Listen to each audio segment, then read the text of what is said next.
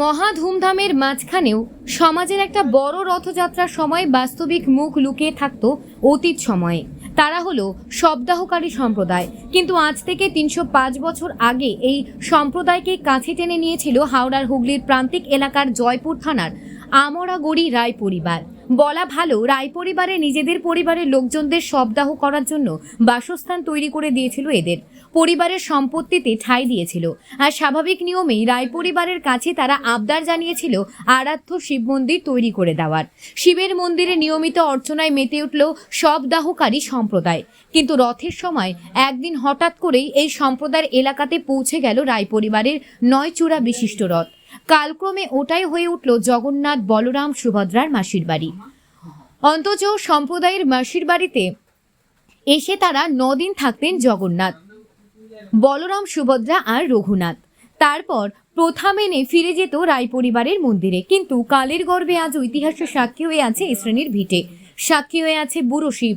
সভ্যতার উন্নয়নের সঙ্গে সঙ্গে রায় পরিবারের জগন্নাথ, বলরাম, সুভদ্রা, রঘুনাথরা আর এই ভিটেতে আসেননি।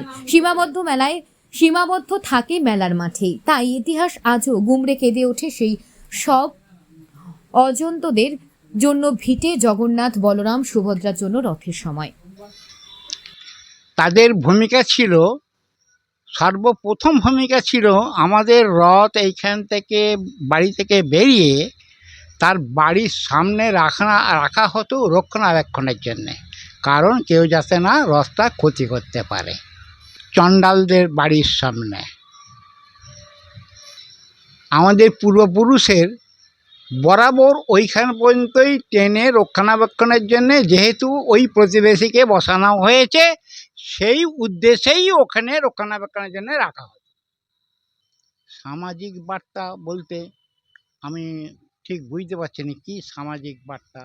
কোনো অন্তর্ভুক্ত জায়গা দিয়ে অন্তর্ভুক্ত করা হয়েছিল, কিন্তু তাদেরকে আমাদের থেকে বঞ্চিত করা হয়নি, আমাদের মধ্যে সীমাবদ্ধ রাখা হয়েছিল। ওই তো তাহলেই তো আমি যে কথাটা বললাম, বাইরের মানুষ বলে ভাবতাম না, আত্মীয় বলেই ভেবে নিতাম। যেমন আমরা সমস্ত প্রতিবেশীকে বসিয়েছি, বললাম না যে নাপিত, ধোবা, ময়রা, ওই চণ্ডাল, বুঝেছ, এই সমস্ত প্রতিবেশীকে জায়গা দিয়ে আমরা বসিয়েছি। হ্যাঁ হ্যাঁ, তাদের সঙ্গে সেই আচরণটাই আমরা বর্তমান এখনো নেই, যদিও আমাদের ওইটাই ছিল। আপনার নাম? আমার নাম রোহিণী মোহন রায়।